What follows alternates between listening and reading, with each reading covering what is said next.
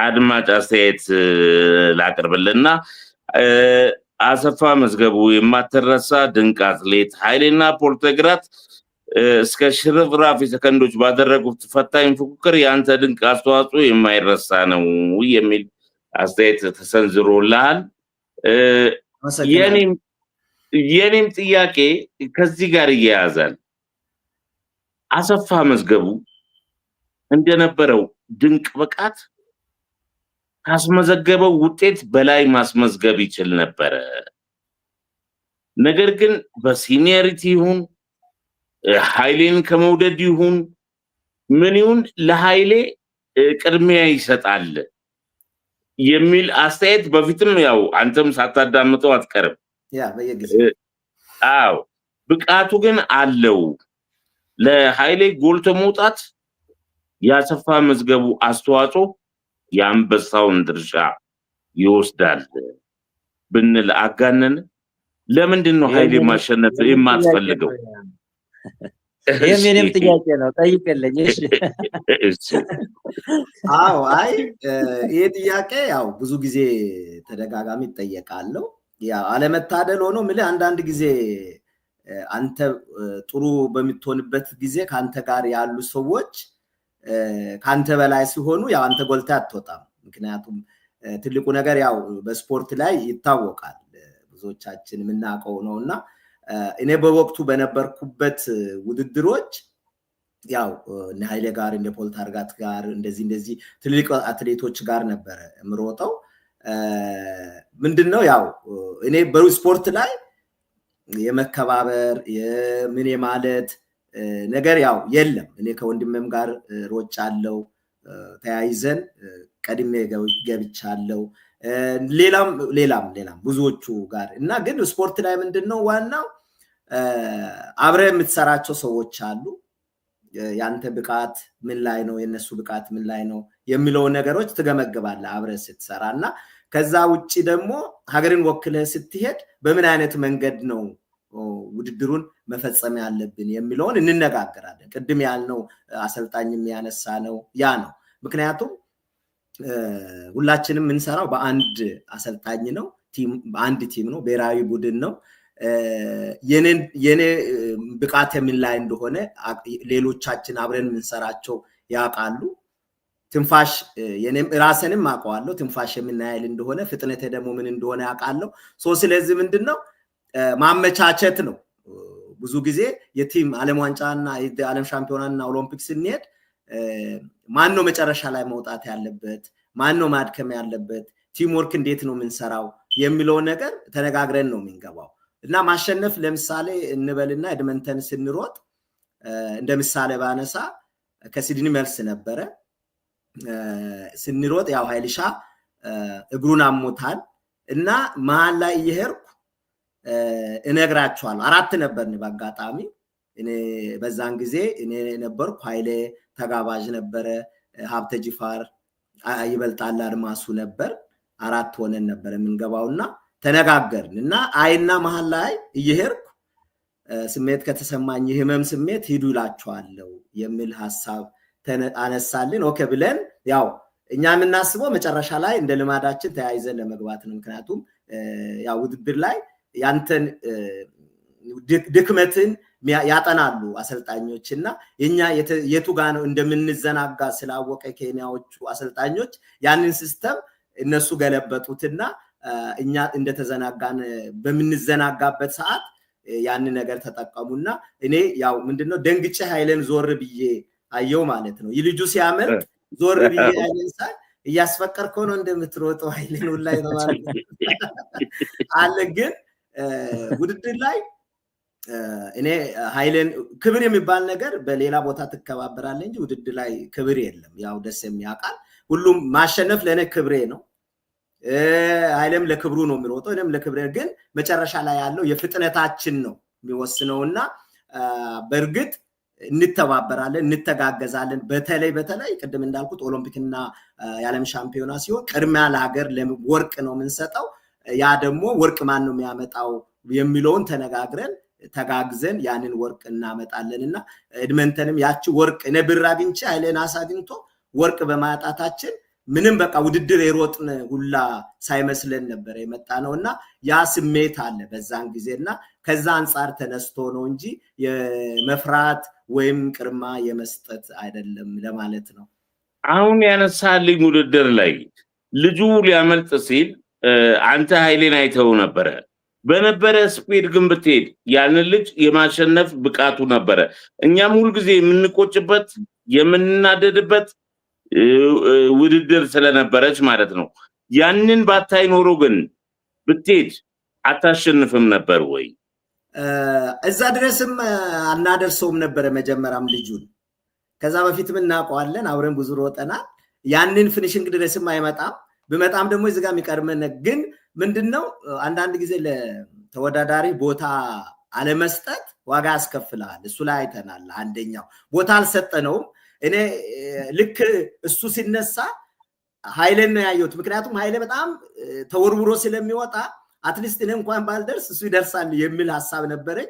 ሳይው እሱ አይንቀሳቀስም። ከዛ በኋላ ሄድኩኝ እንጂ መጀመሪያውኑ ልጁን እዛ ጋር ድረስ አናደርሰውም ነበር። ያ ነገር ያው በነበረው አለመግባባት ያው ያን ነገር አለመነጋገር እሱም መሃል ላይ ያለው ነገር አልነገረንም። መጨረሻ ላይ አንድ ላይ ተያይዘን እንገባለን የሚል ሐሳብ ስለነበረው በመሃል ግን ልጁ የኛን ድክመት ተጠቅሞ ያው አንደኛ ወጥቷል ማለት ነው እንጂ ቀድመን ብነሳ እኔ እንደውም በዙር ራሱ ቆርጬ መሄድ ይችል ነበር ማለት ነው። እና ያ ድክመት ነው እንዳልኩ ነው፣ የራሳችን ድክመት ነበር። ኦኬ ይሄን ነገር ካንተ ጋር ሁለተኛ ሰው ምላሽ ሲሰጠኝ ነው በጣም በሚደንቅ ሁኔታ። ለእንደዚህ አይነት አስተያየቶች እውነቴን ነው ክብር ሊሰጠው ይገባል። ምክንያቱም የሰው ልጅ የሚበልጠውን ይበልጠኛል ሲል አይደመጥም። ከዚህ በፊትም እኔ ከስለሽን ጋር የውድድሩ ጊዜ ላይ እንደው አንተ አጃቢ ሆነ እስከመቼ ነው አልኩት። እንዴት አለኝ። ቀነኒሳን በቃ እኮ አልቻልክም አልኩት እና ምን ላድርግ በቃ የምችለውን ያህል ያቅሜን ሄዳለሁ፣ ቀነኒሳን ግን ማሸነፍ አልችለውም ብሎ የተናገረበት ዘመን ነበር። እንደዛ ስለሆነ አንተም ኃይሌን እንግዲህ ግን አሰልጣኞችስ እንደው እዚህ ላይ የዶክተር ፍቅራቸው ወደ ልጃቸው ወደ ኃይሌ ያዘንብሎ ካልሆነ በስተቀር አንተ በዛች ቦታ ላይ ጥሩ ስፒድ አለ፣ ትቆርጣለ።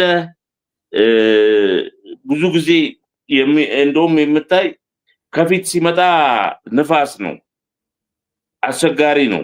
ብዙ ጊዜ ራስን መስዋዕት አድርገ ነው። አሁን እኔ ላንተ የአትሌትነት ዘመን ልዩ አክብሮትና ልዩ ምስጋና እንደው በዚህ አጋጣሚም እንዳቀርብልኝ ፈቀድልኝ።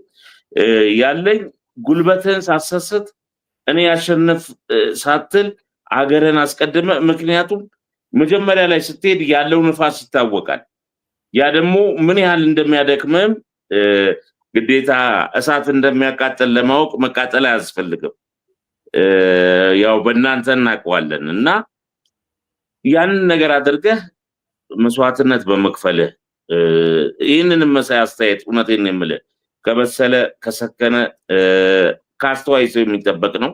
እንደው ፈጣሪ አሁንም ረጅም ዕድሜ ከጤና ይስጥ። አንተ የሀገር ባለውለታ ነህ። እውነቴን ነው የምልህ ለሀገር ያደረከው ነገር እንደውም ያልተዘመረልህ ጀግና ነህ ብል ቃላቱ ይመጥነኛው እልና እስቲ አሴ ባደረካቸው የዓለም ሻምፒዮና ክሮስ ካንትሪ በኦሎምፒክ ያስመዘገብካቸውን ውጤቶች አንዴ ንገረኝ። እሺ አመሰግናለሁ። ከወጣቶች ጀምሮ። እሺ አመሰግናለሁ። በቅድሚያ ያው አድናቆትን ስለገለጽክልኝ ከልብ አመሰግናለሁ። ልባይ ነው። ደስ ይለኛል። ብዙ ጊዜ በፐርሰናልም መንገድ ላይ የሚያገኛቸው ሰዎች የተለያየ ቦታም ሲሄድ ሲያነሱ በዚህ ጉዳይ ላይ ብዙ ሰው ካለው ፍቅሩ የተነሳ ቁጭቱን ይነግርሃል። አንተ እኮ በቀላሉ ማሸነፍ ትችል ነበረ፣ ስትሮጥ በጣም ሪላክስ አድርገህ ነው የምትሮጠው ይመስላል ብዙ ነገር ይለኛልና ያው የምሰጣቸው መልስ ያው ለኔ ከማሰብ ለኔ እንዲያሸንፍ ከመጓጓት የተነሳ የሚሰጡ ሐሳቦች ይኖራሉና ያ ውድድር ውስጥ ስትሆን ነው የምታውቀው። ያ ብዙ ሰው አንዳንድ ጊዜ አንዱ ፊቱ ላይ ምንም እየሮጠ የመድከም ስሜት ላይኖረው ይችላል፣ ግን ውስጡን ያ ሰውዬ ነው የሚያውቀውና ከነ ኃይለ ጋር ስንሮጥ ትሬኒንግ ምን ሰራው አንድ ላይ ነው። ዶክተር ነው የሚያሰሩን። እኔ የጎደለኝን ለመሙላት ያሰሩኛል፣ እሱንም የጎደለውን ለመሙላት ያሰሩታል። እኔ ችግሬ ፍጥነቴ እንደሆነ በደንብ ያውቁታል እሳቸውና በየጊዜው ያንን ፍጥነቴን ለማሻሻል የተለያዩ ትሬኒንጎች ይሰራለሁኝ። ኢንዱራንስ ከሆነ ደግሞ ኃይለ ደግሞ ሙሉ ነገር ነው ያለ። አንዳንድ ጊዜ ታሌንትም አለ አይደለ፣ ብቃትም ስትፈጠር ከተፈጥሮ ጋር ያለህ ላይ ታሌንት ላይ ደግሞ በስራ አዳብረ የምትጨምራቸው ነገሮች አሉና ኃይለ ትንፋሽ አለው፣ ብቻውን የመቆርጦ የመሄድ ብቃት አለው። ፍጥነት መጨረሻ ላይ በጣም ያው ልክ ነፍሱን ይማረውና እንደ ሻምበል ምሩጽ ይፍጠር መጨረሻ ላይ ሁሉንም አይተ ውድድሮቹን አይተ ከሆነ ኃይሌ ዓለም ዋንጫና ኦሎምፒክ ላይ አይመራም። መጨረሻ ላይ ግን ከየትም ቢነሱ ተከታትሎ ሄዶ የማሸነፍ ብቃት አለው። ስለዚህ ያንን ታክቲኮችንም አብረን ስለምናስከድ እኔ ደግሞ መጨረሻ ላይ የመሄዱ ፊኒሺንግ የመሄዱ ነገር አቅሜ ትንሽ ውስን ስለሆነ ያን ነገር በዚህ እንዲያርገ ቢሄድ የመዝጋት ያው ፖል ታርጌት ጋር ብዙ ጊዜ እስካሁን ድረስ ባገኘ ሰው ሁሉ ላይ ስሞታ ይናገራል። የሲድኒ ኦሎምፒክን ኃይለ መጨረሻ ላይ አችን ሲቀርብ አሰፋ ነው ያንን ወርቅ የወሰደብኝ እያለ ለሁሉም ስሞታ ይናገራል ስቲል እና መዝገቡ ነው እንደዛ ያረገኝ ይላልና ያን ነገር ማድረግ ለኔ ትልቅ ወርቅ ማግኘት ለኔ ትልቅ እንትን ይሰጠኛል፣ ደስታ ይሰጠኛል። ሁላችንም እንዳሸነፍን ስለምን ቆጥር ነው እንጂ በሌላ ነገር እንዳልሆነ ደጋፊው ወይም ለኔ እንትን የሚሉ ሰዎች በጣም አመሰግናለሁ እና አስተያየት። ሌላው የጠየቀኝ ጥያቄ ምን ነበር? ሁለተኛው ላይ መጨረሻ አሁን ከወጣት ያመጣዋቸው ውጤቶች መጀመሪያ ያው ከክሮስ ካንትሪ የመጀመሪያ ኢትዮጵያን ወክዬ ወደ ውጭ ሲወጣ የመጀመሪያ ወርቅ ሜዳሊያ ክሮስ ካንትሪ ኢትዮጵያን መጀመሪያ ወክዬ ሲወጣ እንግሊዝ ሀገር ነው 87 ላይ የወርቅ ሜዳሊያ በወጣቶች ክሮስ ካንትሪ አምጥቻለሁ። በአመቱ ደቡብ አፍሪካ የተደረገው ይሄው ወጣቶች ዓለም ክሮስ ካንትሪ ብር አምጥቻለሁ። ከዛ በኋላ ወደ ሲኒየር 12 ኪሎ ሜትር ዓለም ክሮስ ካንትሪ ሲሄድ ነሐስ ሞሮኮ ላይ ነሐስ፣ እንደገና ደግሞ ፖርቹጋል ላይ የብር ሜዳሊያ አምጥቻለሁ። ከዛ የዓለም ወጣቶች ትራክ ላይ ሲድኒ ላይ 96 የዓለም ወጣቶች ቅድሚያ ከኦሎምፒክ በፊት በተደረገው 1996 በፈረንጆች በ10,000 እና በ5,000 በደብል ወርቅ አምጥቻለሁኝ። ኃይሌ 91 ላይ ኮሪያ ሲኦል እንደዚህ ደብል አምጥቷል። ከዛ በኋላ ደብል ወርቅ በማምጣት ሁለተኛው ነኝ እስካሁን ድረስ በአንድ ውድድር ላይ በወጣቶች። ከዛ ዓለም ዋንጫ ወይም ደግሞ ወርልድ ሻምፒዮን ላይ የ10,000 በ5,000 እና በ10,000 ነው ወርቅ ያመጣው የሲኦል። በሁለቱም 5,000 እና 10,000 በተለያዩ በአንድ ውድድር ላይ በተለያዩ ቀኖች ተወዳድረን ሁለት ወርቅ አምጥቻለሁኝ በአንድ ጊዜ። ከዛ የዓለም ሻምፒዮና ላይ ቅድም ያነሳ ነው ኤድመንተን ብርና ሳቪላ ስፔን ላይ ናስ በ10,000 ነው እነዚህ ሁሉ ምነግርክ አምጥቻለሁ። ከዛ ኦሎምፒክ ናስ ሜዳሊያ አምጥቻለሁ። ኦል አፍሪካ ጌምስ ጆሃንስበርግ ላይ 10,000 ወርቅ አምጥቻለሁ። እነዚህ ክሮስ ካንትሪ በቡድን ክሮስ ካንትሪ ጠቅላላ 7 ጊዜ ኢትዮጵያን ወክያለሁ። የቡድን 5 ወርቅና 2 ብር አለኝ በቡድን። እንደገና እነዚህ ነገሮችና በግሌ ደግሞ በጣም ብዙ ውድድሮች አድርጌያለሁ እና ብዙዎቹን አሸንፌያለሁ።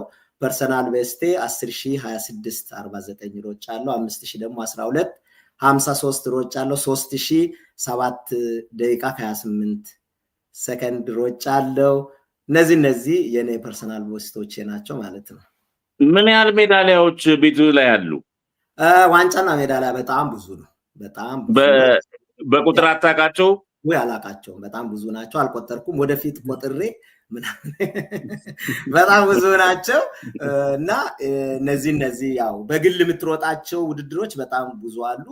ግን ሀገርን ወክለህ የምትሮጣቸው ውድድሮች ዋናዎቹ ላይ እግዚአብሔር ይመስገን ሁሉም ላይ የኦሎምፒክ ላይ ወርቅ ማምጣት ፍላጎት ነበረኝ። ግን ያው አቴንስ ኦሎምፒክ ላይ በጣም ዝግጅት ላይ ያለው ነው እግሬ ታመመው። ከዛ በኋላ ጉልበቴ በጣም ተመልሶ የመሮጥ እንደዚህ አይነት ብቃት ላይ መምጣት አልቻልኩም እና በዛ ያለ ነው እንግዲህ ውድድሩን ትቼ መውጣት የተገደድኩት ወደ ሩጫውን ያቆምኩት ማለት ነው።